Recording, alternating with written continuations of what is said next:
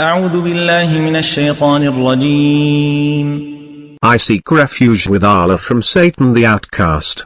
ولكل أمة أجل فإذا جاء أجلهم لا يستأخرون ساعة ولا يستقدمون. For every nation is an appointed time. When their time has come, they cannot delay it by 1 hour, nor can they advance it.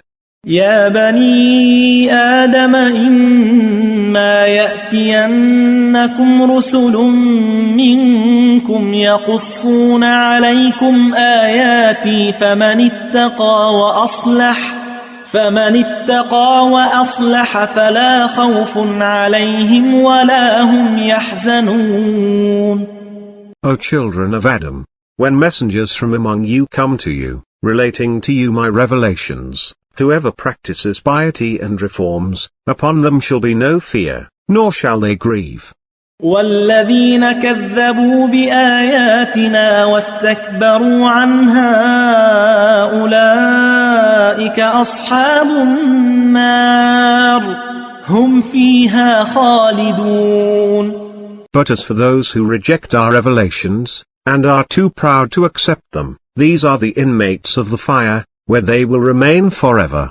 فمن أظلم ممن افترى على الله كذبا أو كذب بآياته أولئك ينالهم نصيبهم من الكتاب حتى إذا جاءتهم رسلنا يتوفونهم قالوا أين ما كنتم تدعون من دون الله قالوا ضلوا عنا وشهدوا على أنفسهم أنهم كانوا كافرين.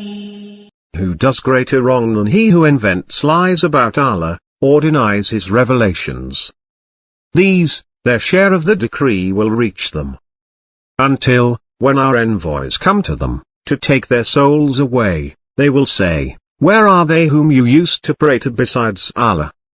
They will say, they have abandoned us, and they will testify against themselves that they were faithless. قال ادخلوا في قد خلت من قبلكم من الجن والإنس في النار كلما دخلت أمة لعنت أختها حتى إذا اداركوا فيها جميعا قالت أخراهم لأولاهم ربنا هؤلاء أضلونا فآتهم عذابا ضعفا من النار قال لكل ضعف ولكن لا تعلمون. He will say, join the crowds of jinn and humans who have gone into the fire before you. Every time a crowd enters, it will curse its sister crowd. Until, when they are all in it, the last of them will say to the first of them, our Lord, these are the ones who misled us, so inflict on them a double punishment in the fire. He will say, each will have a double, but you do not know.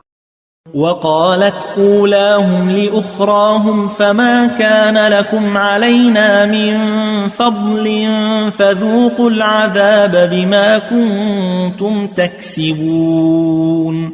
The first of them will say to the last of them, you have no advantage over us, so taste the torment for what you used to earn.